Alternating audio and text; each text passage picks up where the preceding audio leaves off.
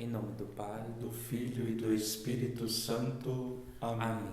Ó sangue e água que jorrastes do coração de Jesus, como fonte de misericórdia para nós, eu confio em vós.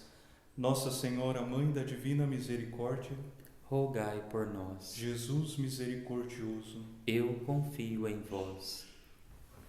Caríssimos irmãos e irmãs que nos acompanham, que assistem esse vídeo, eu sou o irmão Pio Maria de Jesus Sacerdote, membro da Fraternidade dos Irmãos de Jesus Misericordioso do ramo contemplativo. Eu sou o irmão Mateus Maria do Sagrado Coração de Jesus, membro também desta fraternidade. Nós estamos encerrando a etapa do noviciado e nos preparando para os nossos primeiros votos. Nós vamos iniciar então este momento de partilha com vocês sobre uma visão, sobre um estudo que tivemos do livro A Teoria do Éden, de Miriam Garcia, e nós gostaríamos de iniciar meditando sobre a leitura do livro do Gênesis, do capítulo 3, do versículo 1 ao 12. A serpente era o mais astuto de todos os animais dos campos, que Yahvé Deus tinha feito. Ela disse à mulher: Então Deus disse: Vós não podeis comer de todas as árvores do jardim? A mulher respondeu à serpente: Nós podemos comer do fruto das árvores do jardim. Mas do fruto da árvore que está no meio do jardim, Deus disse: Dele não comereis, nele não tocareis, sob pena de morte. A serpente disse então à mulher: Não morrereis. Mas Deus sabe que no dia em que dele comerdes, vossos olhos se abrirão, e vós sereis como deuses, versados no bem e no mal. A mulher viu que a árvore era boa ao apetite e formosa à vista, e que essa árvore era desejável para adquirir discernimento. Tomou-lhe do fruto e comeu. Deu também a seu marido, que com ela estava, e ele comeu. Então abriram-se os olhos dos dois e perceberam que estavam nus. Entrelaçaram folhas de figueira e se cingiram. Eles ouviram o passo de Yahvé Deus que passeava no jardim à brisa do dia, e o homem e sua mulher se esconderam da presença de Yahvé Deus entre as árvores do jardim. E Yahvé Deus chamou o homem: Onde estás? Disse ele: Ouvi teu passo no jardim, respondeu o homem. Tive medo, porque estou nu e me escondi. Ele retomou: E quem te fez saber que estavas nu? Comeste então da árvore que te proibi de comer? O homem respondeu: A mulher que puseste junto de mim me deu da árvore, e eu comi. E Yahvé Deus disse à mulher: Que fizeste? E a mulher respondeu: A serpente seduziu e eu comi. Palavras do Senhor, Graças a Deus. Quando a gente começou o estudo da teoria do Éden, foi unânime, a impressão de que a teoria do Éden nada mais é do que uma Lexio Divina bem feita, A Miriam, esta jovem filósofa que escreveu este livro, Ela é fundadora do movimento do Fiel Pelicano e ela traz aqui um itinerário de autoconhecimento e cura interior. Nós não vamos falar propriamente sobre o livro, fazendo um resumo sobre ele, mas nós queremos que este momento seja uma partilha daquilo que a gente trouxe para a nossa vida e deu certo.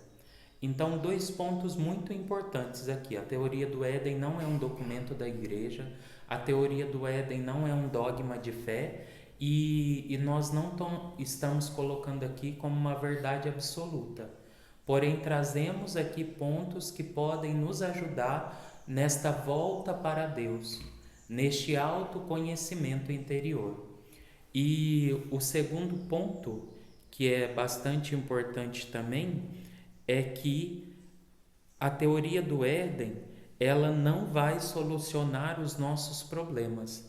ela não é um remédio para cada um de nós. Na verdade, ela é como que um caminho que nós podemos trilhar para nos conhecer, tendo em vista que cada um de nós é eterno, tendo em vista que nossa alma é infinita. Então, nada que tem neste mundo poderá nos preencher. Então, esse itinerário, que é um itinerário de autoconhecimento, esse autoconhecimento nada mais é do que a gente deparar e aceitar a nossa verdade, de quem somos nós realmente. Porque a gente vai ver nesse itinerário de autoconhecimento que, na verdade, nós vamos ao longo da nossa vida criando personagens de nós mesmos, com a necessidade de ser aceito, com a necessidade de ser amado, que é toda essa lacuna que há em nós por causa dessa queda do Éden, tudo vem de lá. Então, por essa lacuna, a gente vai criando personagens para suprir essas necessidades que há em nós. E a gente vai vendo que no decorrer da nossa vida, a gente vai vivendo tão bem esses personagens que criamos, que a gente acaba realmente acreditando que nós somos eles, que aquilo que a gente apresenta para o outro é o que realmente somos. E até um sociólogo americano, Robert Merton, ilustrando isso, ele fala que antes de podermos nos tornar quem realmente somos, devemos criar consciência do fato de que a pessoa que pensamos ser, aqui e agora, é no máximo um impostor e um estranho. E essa é a realidade de cada um de nós, a minha e a sua que acompanha esse vídeo. Aquilo que a gente acredita ser, aquilo que a gente apresenta para o outro, na maioria das vezes, geralmente, nada mais é do que um impostor, do que uma farsa, porque dificilmente a gente consegue encarar a nossa realidade e encontrar a nossa verdade, de quem somos. E esse caminho de autoconhecimento quer nos propor isso, da gente derrubar essas nossas máscaras que a gente vai vestindo no decorrer da nossa vida e atingir ali o nosso centro, a nossa verdade de quem realmente somos. Somos filhos de Deus, criados e nascidos no seio da Trindade, no amor. E é para lá que voltaremos. Você que nos assiste pode estar pensando, vem mais um vídeo de autoajuda para o meu fim de ano. Não. Este quer ser para você um vídeo de alta ajuda. Um vídeo que realmente vai te levar a refletir quem você é e aonde você quer chegar. Porque maior parte do tempo eu e você passa pensando: o que eu posso fazer para o outro achar que eu estou bem, para o outro achar que eu sou melhor? E quando nós estamos sozinhos, a gente ou está pensando nos problemas, ou está pensando no que o outro pensou do que eu fiz, mas a gente nunca se volta para o nosso interior e olha para dentro de nós mesmos e pensa: quem eu sou realmente? O que eu gosto de fazer? O que eu quero realmente fazer? Tudo que eu tenho feito até agora na minha vida é o que eu quero ou é o que eu acho que os outros gostam? E dentro de tudo isso, o nosso primeiro passo, e muitas vezes a gente se pergunta sobre isso, é a questão do mal. De onde vem o mal? Por que Deus é mal? Por que Deus permite estas coisas? Então a gente vai vendo nesse questionamento em que eu, que você, em que todos temos o porquê das doenças, o porquê das guerras, o porquê do sofrimento, o porquê das deformidades, o porquê de tantas coisas que geram sofrimento na humanidade, em todos nós. E a Miriam Garcia, no consultório, no consultório dela em atendimento, ela se deparou muito com essas realidades, de pessoas que iam até ela no atendimento levando sofrimentos e querendo uma resposta. E ela muitas vezes ali, de uma forma humana, tentando ajudar, tentando dar respostas às pessoas, acabava que as pessoas saíam mais frustradas. Então, nesse questionamento, nessa pergunta, o porquê de tudo isso, ela foi atrás da verdade. E na verdade ela encontrou Jesus. E nesse encontro com Jesus, que é a única verdade, a resposta para tudo, ela teve essa inspiração da teoria do Éden. Então a gente vê, essa teoria nasceu também de 5 casos que foram apresentados a ela no consultório dela. A Bela, que tinha paralisia, infantil por um atraso no parto. O médico não chegou na hora porque estava numa festa bebendo, chegou atrasado, alcoolizado, e por isso ela nasceu com paralisia. A Antonella e Catarina são jovens que perderam a mãe ainda na juventude.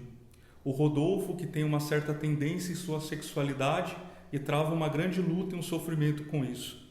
O Felipe e a Clara, que são um casal que não podem ter filhos. E a Rosa Maria, que é uma fiel servidora de Deus, uma jovem também de uma busca de uma vida na igreja com Deus, mas que tem uma doença autoimune. Esses 5 casos são pessoas deste movimento em que a Miriam fundou, do Fiel Pelicano, pessoas que trabalham na igreja, que seguem a Deus, mas que trazem esse sofrimento e essas dificuldades. Então, se deparando com isso, a Miriam Garcia teve essa inspiração da teoria do Éden. 2 pontos a ser destacados aqui. A primeiro, que nesta pergunta de onde vem o mal, nós devemos compreender o que é a divina providência. Esse termo ele se tornou muito mal interpretado nos últimos tempos. Quando a gente reza o terço da divina providência, a gente sempre acha que é que Deus nos dê coisas, alimento, saúde, objetos que a gente desejaria. Mas na verdade a divina providência ela é muito mais que isso. O ser humano, com a queda do Éden e todas as suas escolhas, com toda a sua liberdade, gera muitas consequências. Então primeiro a gente precisa separar o que eu causei e o que realmente Deus está permitindo. Mas a gente tem que ter em mente que a divina providência ela sempre tira de um mal um bem maior. Então Deus ele não compactua, mas às vezes ele permite para que a gente consiga chegar mais próximo dele por um fato ou coisa que aconteceu de ruim. E o segundo ponto é que a Miriam ela fala que ela estava cansada já de dar respostas prontas aos pacientes. Porque Deus é assim, quando chegar lá no céu você vai compreender. Então é por isso que ela vai atrás dessa verdade que só pode ser encontrada em Jesus. Só que para a gente compreender tudo isso, nós temos que passar por uma parte um pouco mais chata, né, entre aspas, que é a parte técnica dessa teoria, né? Como que ela chegou a esse conhecimento. Então a gente começa vendo o que é o fluxo da graça, ou o que era o fluxo da graça. Então, esse fluxo da graça, nós vamos ver que nos evangelhos, Jesus dá uma grande ênfase no reino de Deus. Só no Novo Testamento a palavra reino de Deus é proferida 144 vezes, se tornando assim o núcleo de todo o evangelho, o reino de Deus. E o reino de Deus ele é tão importante porque todos nós, eu e você, fomos criados para vivermos por toda a eternidade neste reino, que é ali um reino que é um ato de amor, de amizade plena, de comunhão do homem com Deus. E o reino de Deus também nada mais é do que o Éden antes do pecado. Antes desta queda do homem, de Adão e Eva comer o fruto proibido, cair na sedução da serpente, ali era o reino de Deus, que era o quê? O céu e a terra num só lugar, era como que fundido. Deus, o homem, a natureza, tudo em união plena. Porém, com o pecado original houve uma ruptura, o céu e a terra se separam. Céu a gente pode compreender como região celeste, lugar onde Deus habita em sua glória, soberania, divindade. E o homem habitava com Deus em sua glória, soberania, divindade, em plena comunhão. Com esse rompimento do fluxo da graça, o homem fica impedido de poder contemplar a Deus e de participar da sua glória e sua graça. Ele já não é mais capaz de poder ver Deus, de poder sentir a glória e a graça de Deus. E a partir daí que gera essa lacuna em nós, da qual a gente vai trabalhar no decorrer desse vídeo, que é o que gera sofrimento até hoje em todos nós. Então o pecado entrou no reino e a glória de Deus se ausentou. Com isso também a gente vê que o fluxo da graça que se tinha nesse reino de perfeição era o quê? Tinha Deus, o homem em plena comunhão e harmonia com Deus, e o homem era como que um espelho que refletia essa glória e essa graça de Deus. Então toda a glória e a santidade de Deus era refletido no homem, em Adão e Eva, que se refletia daí na natureza. Então ali era como que um fluxo mesmo dessa graça. E por causa dessa glória que resplandecia no homem, toda a natureza era submissa a ele. A gente até ilustra isso com a passagem de Isaías, do capítulo 11, versículo 6, quando ele fala lá mais ou menos que o urso pasta com o cabrito, a onça com o jumento, a criança pisa na toca das serpentes. Por quê? Porque ali tinha uma harmonia plena. Toda a natureza era submissa ao homem por essa glória de Deus que passava por ele. Porém, com o pecado houve essa ruptura do fluxo da graça. O homem, existia ali um fluxo, o homem sai desse fluxo. E como o homem pelo pecado se rebela contra Deus, toda a natureza também criada se rebela contra o homem. Daí os animais se tornaram selvagens. Temos também que compreender essa natureza como uma micronatureza.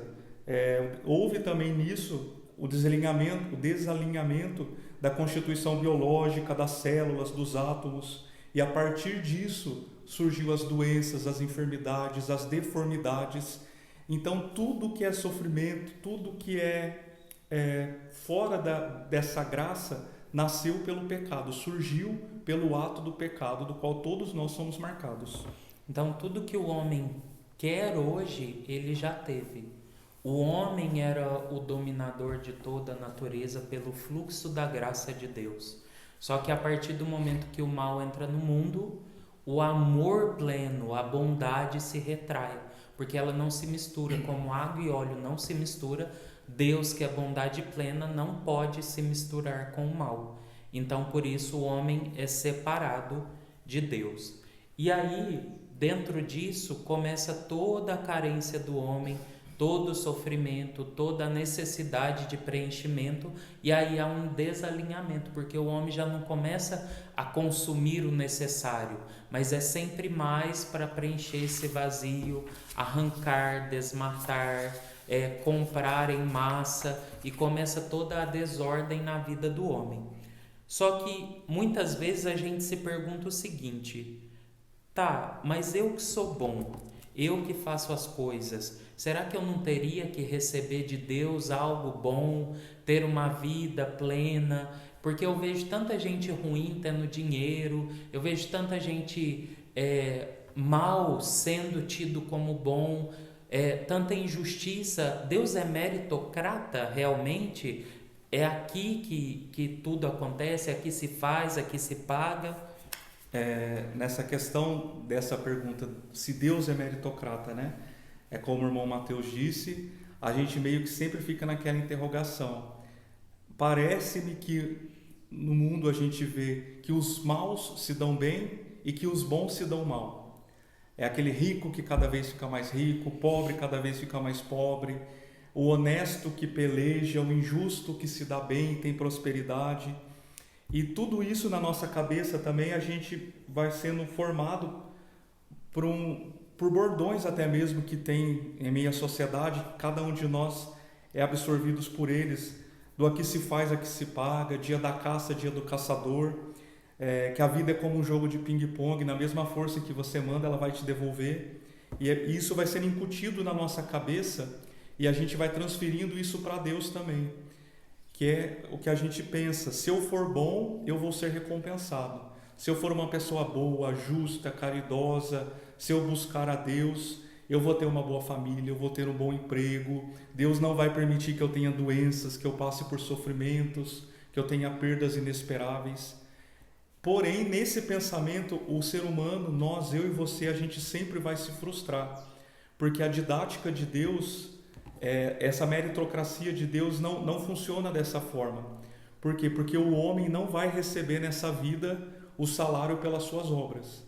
O nosso pagamento será na vida eterna, será no reino dos céus.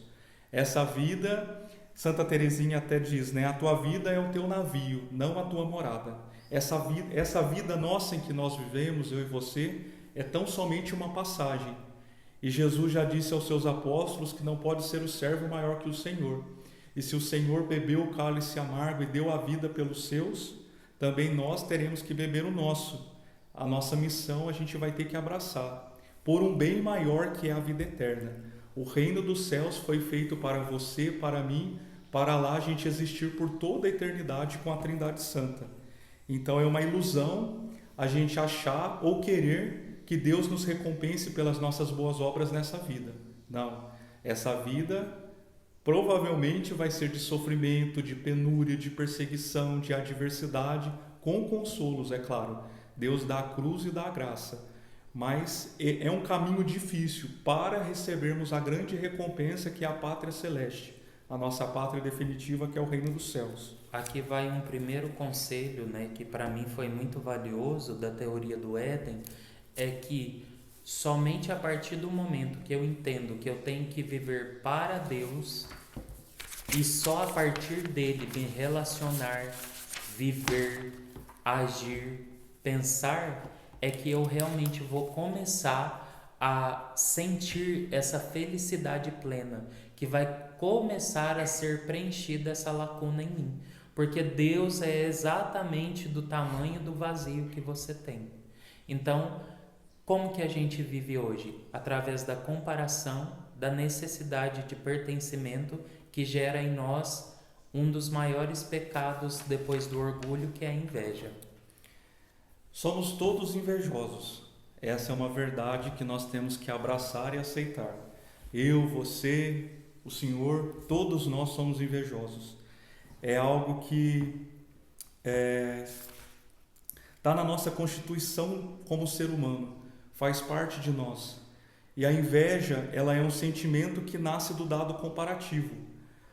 Toda a nossa criação, o nosso conceito de conhecimento das coisas, ele nasce do dado comparativo. Nós temos a consciência do que é feio por causa do bonito.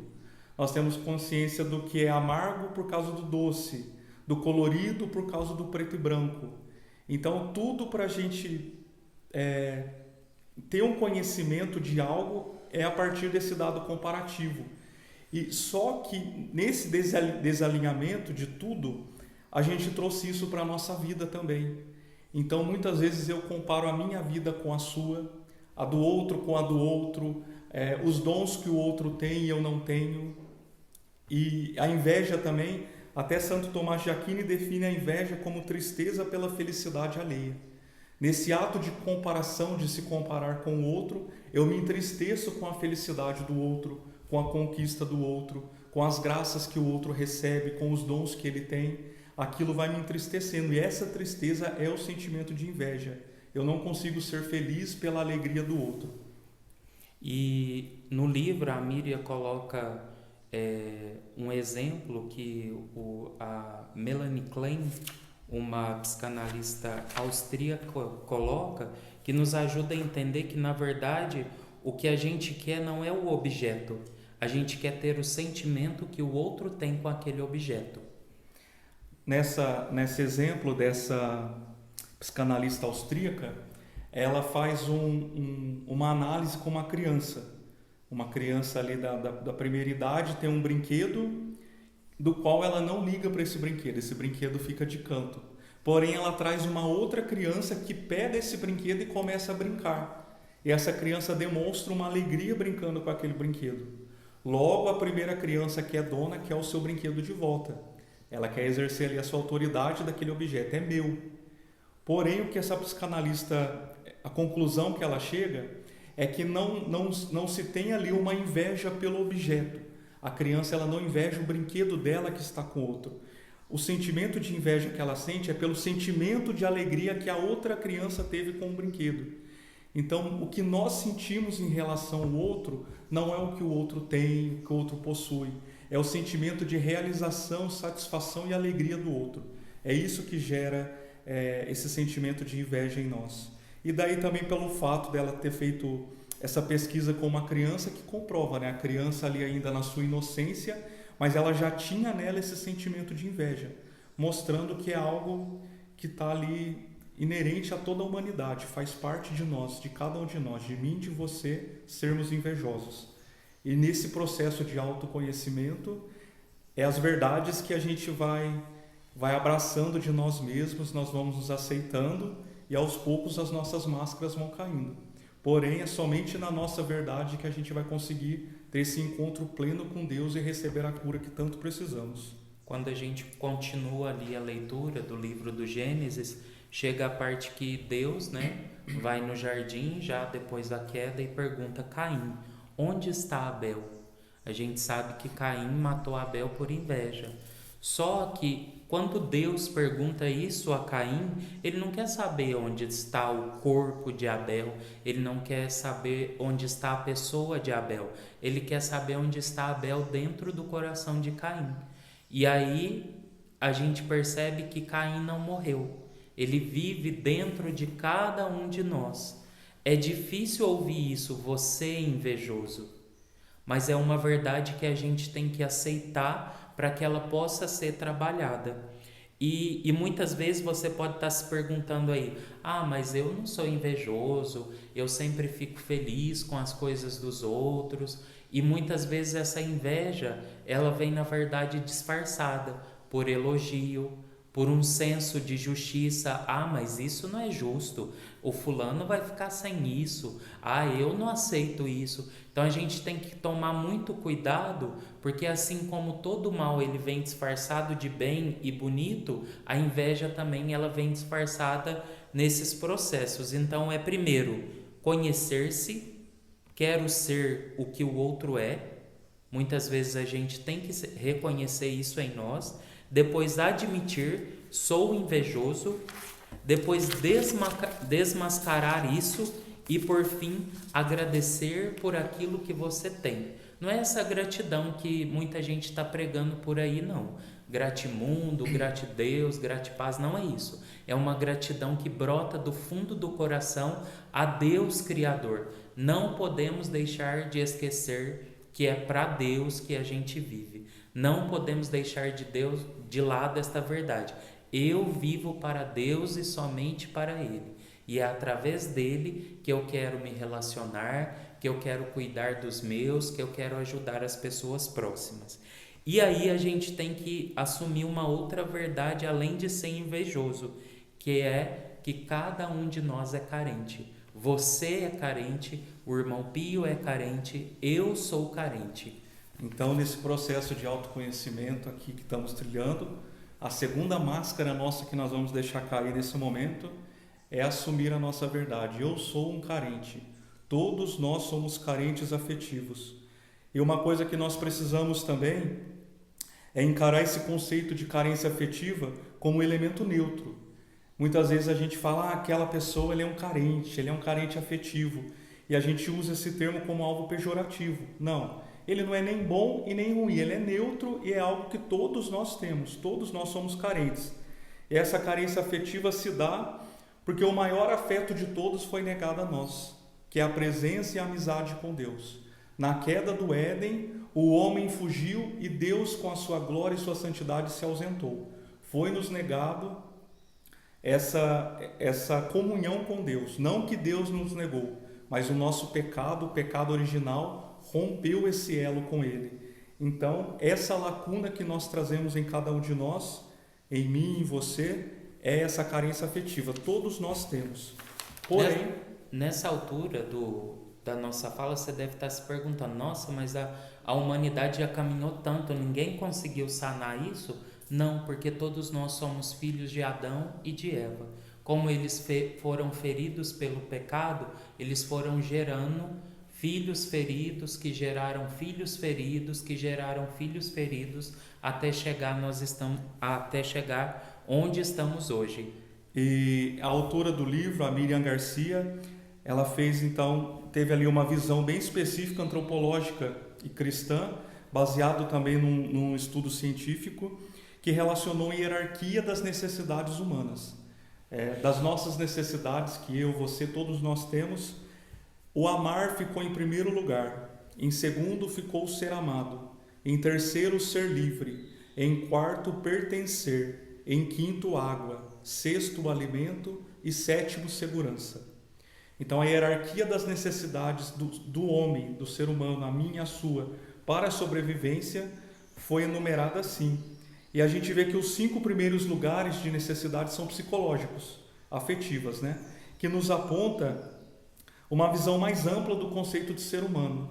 muito mais do que o físico, do beber, do comer, é um lado emocional, um lado psíquico, que eu preciso amar e ser amado, que eu preciso pertencer. Se você não ama, se você não é amado, se você não pertence a algo, a alguém, se você não tem esse sentimento de pertença, é meio que como se a gente fica sem vida. Então isso são sentimentos vitais para a nossa vida.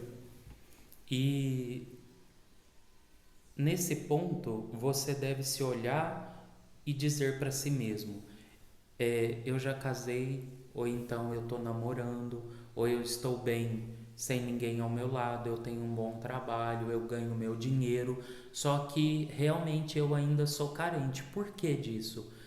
Mais uma verdade que cada um de nós tem que reconhecer é que nós somos sozinhos. Nós vivemos uma solidão que ninguém pode saná-la, saciá-la. Primeiro, epistemologicamente falando, ninguém garante que a cor que você vê é a que eu vejo. A gente diz que esta caneta é preta, com detalhes prata. Mas quem garante que o preto que eu vejo é o preto que você vê, o prata que eu vejo é o prata que você vê? Não tem como. Quando você vai no médico e o médico diz para você, de 1 a 10, qual é o nível da sua dor? 8. Mas quem garante que o 8 que você está dizendo é o 8 que ele vai entender? Então, nisso a gente já compreende a nossa solidão. Essa ilusão que a gente tem de achar que o outro está vendo e sentindo aquilo que a gente sente. E depois disso que a gente já está falando, ontologicamente, nós perdemos a nossa conexão com Deus. Deus estava plenamente conosco. No final da tarde vinha nos visitar, caminhávamos juntos. Agora não mais, porque o mal, o pecado veio e tirou Deus de cada um de nós. E a gente vê assim que o medo da solidão talvez seja o maior medo nosso. O seu, o meu. A gente até vê nos presídios, né? Qual é o castigo máximo que pode dar para um preso? É a solitária. Porque a solidão é algo que massacra o ser humano, massacra cada um de nós. E por que essa solidão dói tanto? Porque nós fomos feitos no coletivo. A Trindade é que nos gerou. Então a gente não foi assim, Deus me fez, não. O Pai e o Filho, naquele ato de amor que é o Espírito, que vai de um para o outro, que devolve, que se amam, naquele elo de amor, ele pensou, gerou, sonhou e te formou. Então nós fomos feitos pela Trindade, num coletivo. Por isso a solidão nos dói tanto. Porém, é um grande engano, é o que gera mais frustração. O irmão até já comentou um pouco sobre isso. Achar que o outro vai preencher esse vazio. Não. O outro, ele como meu irmão, você que é casado com o seu esposo, com a sua esposa, os filhos. O outro é um outro ser solitário que caminha comigo. Eu sou um ser solitário que caminho para o céu. O meu irmão é um outro ser solitário que me acompanha neste caminhar solitário, assim como cada um de vocês. Então, assim, é um grande erro a gente falar assim, aquele outro me completa. O meu marido me completa, a minha namorada me completa. Não, o outro não te completa, porque Deus já te fez por inteiro. E só Deus é o que nos completa, Ele é a completude de tudo na vida de cada um de nós. Então o outro é essa companhia neste caminho solitário, mas ele não é a sua completude. Deus é a sua completude, você já foi feito completo. E a gente vê também uma outra verdade, que muitas pessoas tentam resolver isso, esse drama em si da solidão, fugindo. E cada um foge de uma forma. Existem várias fugas, a gente vê aí pelo mundo, né? Uns fogem criando seus personagens, se escondendo de si mesmo. Outros fogem se afundando num trabalho, outros pelo vício das drogas, outro pelo álcool, outro pelo sexo desregrado. São maneiras de fuga. Porém, se ela não parar, pensar, refletir e assumir quem ela realmente é, e assumir essa verdade dessa solidão e que somente Deus vai preencher, ela pode tentar fugir de todas as formas e acabar se perdendo. Mas ela não vai solucionar esse problema. Só quando a gente assume essa solidão com Deus, que daí já não é mais uma solidão ruim, porque eu não estou sozinho, eu estou acompanhado. Eu não caminho sozinho, Ele caminha comigo. Quando eu vejo que eu não estou sozinho, porque Ele está dentro de mim, e não é um Deus, é uma trindade, o Pai, o Filho e o Espírito Santo. Eu tenho uma família, eu tenho uma comunidade que me ama, que é essa trindade santa. Então, somente quando a gente consegue se deparar e encontrar com essa realidade, é que a cura dessa solidão vai acontecer. Cada um de nós se tornou como um porco-espinho. A partir do momento que a gente tenta se aproximar demais do outro, quase se tornar um com o outro, a gente vai se machucar muito. Mas a partir do momento que eu entendo que eu sou sozinho, o outro também, mas que nós juntos podemos trilhar um caminho para Deus, se voltando para nós mesmos, então as coisas ficam mais fáceis. E tem uma história muito interessante no livro que a Miriam coloca, que é de um bichinho chamado almiscareiro. O almiscareiro, ele emana de si um perfume muito bom, muito cheiroso, muito envolvente. E só que ele não sabe disso, porque cada um de nós sabe que a única espécie que sabe que vai morrer, que tem capacidade de pensar, é o ser humano.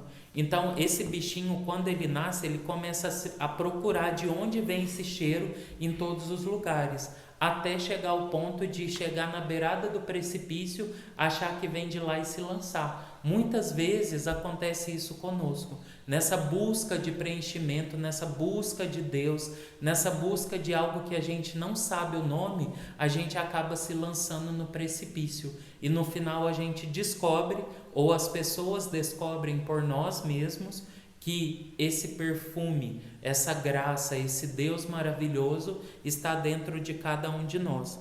Então aqui vai mais um conselho da gente tomar esse cuidado de ver o que é nosso, o que emana de cada um de nós. Entra aí a questão de ser grato, olhar para si e ser grato por aquilo que você é. Não espere que os outros digam que você é bom, mas tenha plena certeza daquilo que é bom em você e daquilo que não é, que você vai trabalhar. Então o autoconhecimento é essa volta inteira para si mesmo, de se olhar, de assumir a sua verdade mesmo que ela não seja boa e de caminhar, dizer não, eu vou mudar isso, eu sou isso, quero chegar àquilo, eu já tenho isso e lutei muito. Porque a gente reza pedindo alguma coisa, quando consegue a gente não tem nem essa atitude de gratidão, já começa a fazer outra novena para pedir outra coisa. Dentro disso, falando mais da parte externa, a gente cria muito personagem. A todo momento, ninguém posta no Instagram o perrengue do dia a dia, vamos dizer assim. Ninguém posta coisas ruins. O ser humano, ele tornou-se um catálogo, onde as pessoas entram lá e escolhem o que mais lhe agrada. Esse fuma, esse não fuma, esse bebe, esse não bebe, esse é bonito, esse tem o olho azul, esse tem o cabelo de que jeito, esse trabalha, esse ganha o quê. O ser humano se permitiu ser objetificado, tornou-se algo quase que sem consciência. Então, a gente tem que tomar muito cuidado da gente se perguntar, eu sou eu mesmo? Porque isso tira toda a nossa liberdade, porque o outro ama o meu personagem ou o outro ama eu mesmo. Porque se o outro descobrisse que eu sou assim, ele me amaria. A gente criou uma prisão, a gente preza tanto por liberdade, mas acabou criando uma prisão sem muros. Porque nessa busca errada de completude, nesse vazio que só Deus pode preencher e a gente busca nas criaturas, a gente vai criando essas máscaras, esses personagens para se apresentar como perfeitos para a sociedade, para o outro, para o próximo. Então, é onde eu deixo de ser quem eu realmente sou. Eu não faço o que eu gosto, eu não como o que eu gosto, eu não uso o que eu gosto, porque eu me visto, eu me arrumo, eu faço aquilo que os outros vão gostar, porque eu tenho essa necessidade de ser aceito, de ser amado. E isso é uma escravidão muito triste. A gente vê até muitos pais que nesses personagens que se criam, negligenciam ali a criação de seus filhos. E a sociedade remedia falando, vocês não dão porque não receberam. Então a gente vê também que nós somos uma corrente de mal amados. Meus pais não receberam um amor perfeito, que não deram para mim, eu não recebi, não vou transmitir para o próximo, e assim fica ali uma cadeia ininterrupta, que uma hora a gente tem que assumir a nossa verdade e romper com isso, porque senão vai ser uma coisa infinita. Não, eu sou amado por Deus, a minha verdade é querida por Deus, e eu vou amar o outro na minha verdade, amar o outro com verdade, na verdade dele. Ele não precisa se fantasiar do que eu gosto para que eu ame. Então é quando a gente assume essas verdades que esse elo de imperfeição, dessa corrente de mal-amados vai sendo quebrada. E o ser humano, ele complica tantas coisas que ele criou, isso que a gente chama de moda a ser seguido, né? A todo tempo a gente está correndo atrás de pertencer a tal grupo, de ter tal coisa. Às vezes uma coisa nem é tão boa, mas porque custa caro, aquilo parece que agrega valor à minha personalidade. Ah, eu quero tal coisa e custou tanto. A gente chega ao ponto de ter pessoas que só falam em dinheiro, só falam em valores, só falam naquilo que tem. Então, será que eu realmente quero tudo isso? Nós chegamos ao ponto de quem é autêntico é uma pessoa comum. A pessoa é tão comum que ela é autêntica. Ela não tem nada que ninguém tem. E aí as pessoas fazem o quê? Eu quero ser como essa pessoa, e começa a copiar ela. Mas a gente nunca para se perguntar o que eu quero, o que realmente eu sou, o que realmente me faz bem. Isso é legal? Isso não é legal? Tem até uma história engraçada que um casal, a vida inteira o marido comeu a bundinha do pão, que a gente chama, né? E a mulher comeu o miolo ali, a parte da casca. E aí um dia eles conversando descobriram que o marido sempre comia aquela parte porque ele achava que a mulher gostava da outra parte. Na verdade, ela não gostava. E nem ele gostava do que comia. Então, assim, eles nunca pararam para saber se realmente era isso. Ninguém nunca parou para dizer, olha, eu gosto disso e você gosta daquilo. E a gente vai vivendo, empurrando. E essa moda, né, em que o mundo vive, que sempre está mudando, é uma coisa tão louca assim, que o que há 20 anos atrás era feio, a sociedade, todos nós via como feio, hoje é bonito e custa caro. E daí a gente pergunta, quem dita isso? Quem realmente afirma que o feio é bonito, o bonito é feio, que isso tem valor e aquilo não tem? Então nós somos muito escravos da opinião alheia. Mas no meio de tudo isso, nós temos também a moda de Jesus Cristo, a moda do cristão. E qual que é a moda que Jesus ditou? O último lugar, o lavar o pé do próximo, o dar a outra face. Então a gente se revestir de um cristão verdadeiro, de um servo de Jesus, de um filho de Deus, é a gente nadar contra essa correnteza, é a gente ir contra toda essa escravidão que o mundo coloca como jugo sobre toda a sociedade. E dentro disso a gente cai em relacionamentos abusivos, porque a gente quer ser preenchido e o outro me dá isso, por isso eu me sujeito àquilo. E a gente vai passando pelas fases de não, ele não é assim, tem salvação, eu estou ajudando ele, eu estou ajudando ela. Você que nos assiste pode estar passando por isso, de estar não só num relacionamento conjugal, não, um relacionamento de amizade, um relacionamento de trabalho. E não sair disso porque acha que o outro te preenche. E a gente está vendo que não é dessa forma. Um outro grande vilão de cada um de nós hoje é o imediatismo. Vamos fazer acontecer, vamos fazer assim, agora, tem que ser agora. Então, as coisas não acontecem no agora. Uma semente que você planta hoje, ela vai demorar a crescer. Algo que você planta hoje, você vai colher só daqui, às vezes, 3, 4 anos. Então, não caia nessa coisa do imediatismo. Vamos fazer agora, tem que ser agora.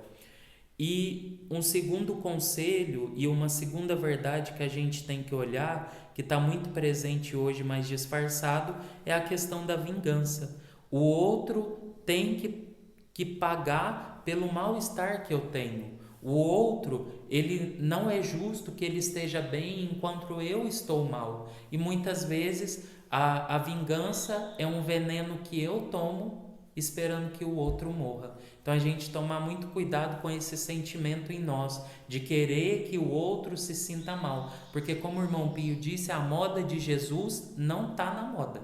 Ser de Jesus não está na moda, o último lugar não está na moda, ser bom não está na moda. Mas nós não devemos seguir esta moda do mundo. Você deve seguir a moda de Jesus, de ser de Deus, porque você foi criado para lá. Até que a morte o separe. Acabou, a gente é de Deus, não mais do outro nesse mundo. E o remédio para essa vingança, esse sentimento de vingança, esse mal que muitas vezes nós carregamos, nada mais é do que o perdão.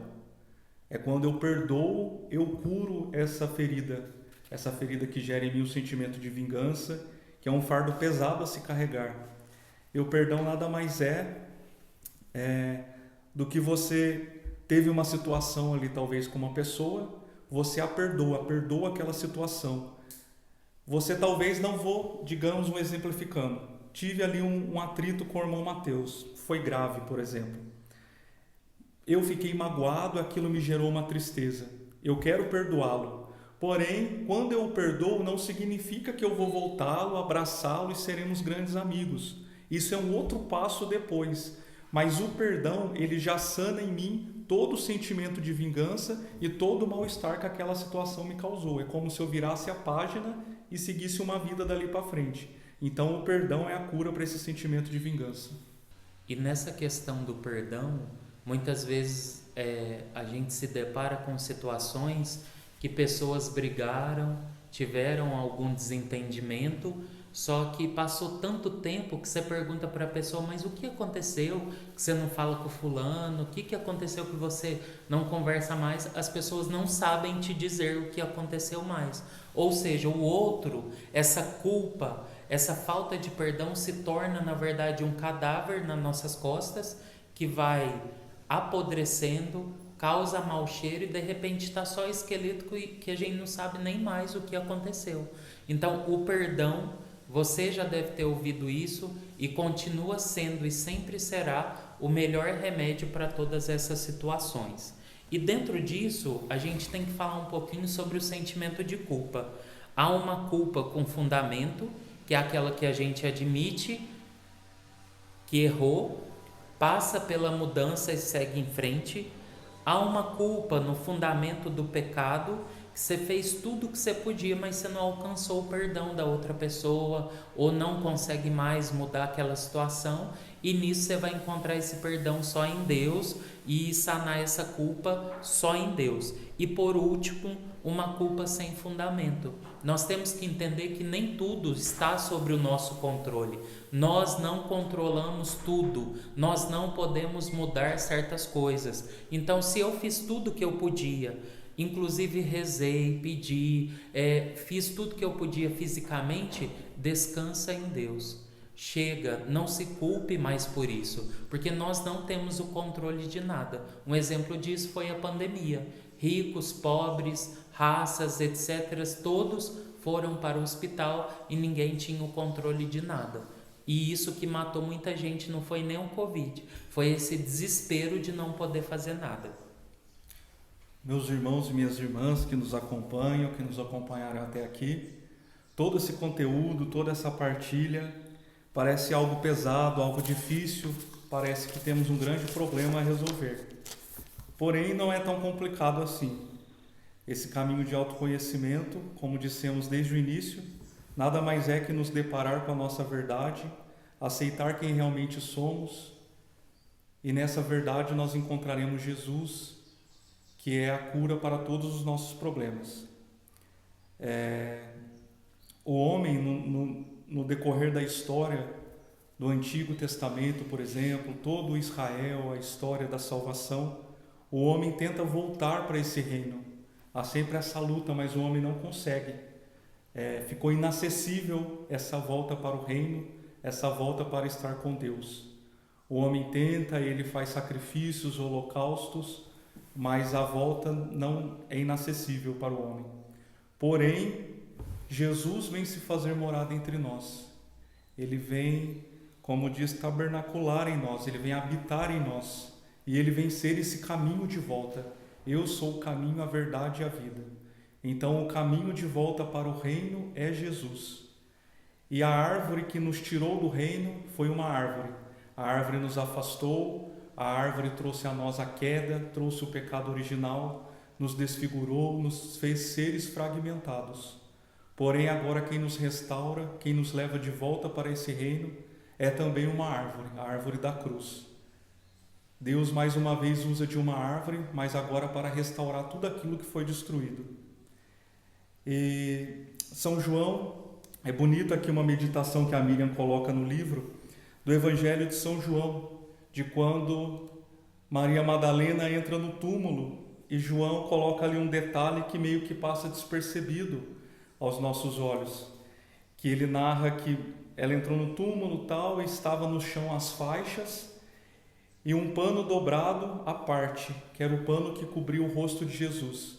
Então ele relata, o pano estava à parte dobrado. E olhando na tradição judaica, quando o Senhor estava na mesa a comer, o pano dele, que seria ali como um guardanapo de pano, né? O pano do Senhor, quando ele terminava a refeição, ele se limpava seu rosto, sua boca, suas mãos, o amassava e jogava em cima do prato. E só quando esse pano estava ali amassado, o servo sabia que o Senhor tinha se retirado e ele poderia recolher as coisas. Porém, quando o Senhor, mesmo que saísse da mesa, ele deixava o pano à parte dobrado, significava, não mexa, eu voltarei. Então este pano dobrado que São João discretamente coloca nesse evangelho, estava dobrado à parte, é esse sinal, eu voltarei. O processo de cura, de resgate, de volta para o reino, Jesus iniciou. E fica ali claro, eu voltarei e completarei tudo. A gente até vê na história, depois que o homem se ausentou do jardim, que nós fugimos da face de Deus e fomos não mais permitidos a estar com Ele, Deus logo dá o primeiro passo e sai em resgate à procura do homem. Então nós vemos lá, ainda no Gênesis, né, o jardim. Ali o homem se ausentou e Deus já vai à procura dele. Onde estás? Por que escondeste? Depois no Êxodo, o tabernáculo. O tabernáculo, Deus veio habitar em meio ao homem. Depois, em Primeiros Reis, o templo. Deus pediu que se construísse um templo para que ali o homem pudesse adorá-lo e encontrá-lo. Depois, em Isaías, o Emanuel, Deus conosco, a profecia de que Deus viria, Deus está conosco. Em 1 Coríntios, já no Novo Testamento, nós somos o templo. O ser humano é o templo onde Deus habita, eu, você, Deus habita em nós. E por último, em Apocalipse, a cidade nova, a nova Jerusalém. Nós vemos que nós estamos nessa penúltima fase, nós somos o templo de Deus. Deus habita em mim, Deus habita em você. E nós estamos caminhando, estamos perto já da nova Jerusalém. Então, tenha paciência consigo mesmo, não se desespere. Deus está conosco, Ele habita em nós. Ele me ama, Ele me desejou. Ele te ama, Ele te desejou. Ele te fez no seio da Trindade. Era para lá que cada um de nós voltaremos. Depois de todo esse caminho percorrido, que resposta a autora, a Miriam Garcia, em vida real, deu a esses 5 casos que a gente viu no início, do nosso vídeo. Ela disse: Bela, você não é um corpo, e sim um espírito eterno. Catarina e Antonella, sua mãe está liberta desta vida terrena e agora vive em Deus. Felipe e Clara, vocês não tiveram filhos biológicos, mas ganharam muitos filhos nesta comunidade. Rodolfo, você não é só sua sexualidade. Rosa Maria, na eternidade você terá um corpo glorioso. E que nós também possamos aprender a não dar mais chavões para a nossa vida, para os nossos problemas, para as nossas situações, mas realmente buscar a nossa verdade em Deus. Buscar o que realmente somos e temos em Deus. Para encerrar essa nossa proposta, a gente vai colocar logo em seguida do vídeo esse material escrito, digitado. Isso não dispensa a leitura do livro, É um dever para casa de quem quer se aprofundar a leitura, da teoria do Éden. Nós temos aqui no Mosteiro da Divina Misericórdia de Marília e também com os membros do movimento do Fiel Pelicano. E em seguida do texto vai ter 5 perguntas básicas que, se você realmente está interessado em auto se conhecer, você vai se debruçar sobre elas por algumas horas para responder para si mesmo e encontrar a sua verdade. A primeira é o que eu quero e tenho. A segunda, o que não quero e tenho. A terceira, o que quero e não tenho. E por último, o que não quero e não tenho. Respondendo estas 4 perguntas, surgem últimas 2. Quem sou eu agora e o que quero ser? Só que não é para você responder pensando só no material. Mas eu sou invejoso, e por que eu tenho essa inveja que eu não queria ter? Eu sou triste, por que eu sou assim e não queria ser? Eu não tenho doença e não quero ter. Eu não tenho um carro de luxo e não quero ter porque para mim não faz sentido. Então, aceitar a sua própria verdade, para que o próximo ano não seja só um ano de usar branco para ter paz, usar verde para ter esperança, mas seja realmente um ano em Deus e com Deus. Isso não vai isentar o seu sofrimento, isso não vai isentar suas lutas, mas vai dar sentido para cada uma delas. Então, irmãos, finalizando, não nos desesperemos com as lutas do dia a dia, com os sofrimentos. Lembremos sempre que Deus é um Deus festeiro. A gente vê ali no povo de Israel, quando estava caminhando no deserto os 40 anos, a cada mês Miriam, irmã de Moisés, organizava a festa das tendas. Eles faziam festas, dançavam. Por quê? Porque acreditavam na esperança da terra prometida que um dia ia chegar. Caminharam 40 anos, mas todo mês essa esperança os faziam festejar e dançar. Então estamos aí às portas da entrada do ano da esperança, este ano santo jubilar. Tenhamos a esperança no reino de Deus, na vida eterna. Deus está conosco. Deus é misericórdia. E a gente encerra com um poema de um autor desconhecido que a Miriam partilha no seu livro e que fique também como uma mensagem para cada um de nós. Era uma vez o amor. O amor morava numa casa assoalhada, de estrelas e toda enfeitada de sóis.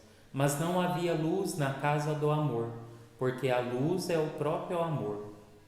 E uma vez, o amor queria uma casa mais linda para si. Que estranha mania esta do amor! E fez a terra, e na terra fez a carne, e na carne soprou a vida. E na vida soprou a imagem de sua semelhança, e a chamou de homem. E dentro do peito do homem, o amor construiu a sua casa, pequenina, mas palpitante.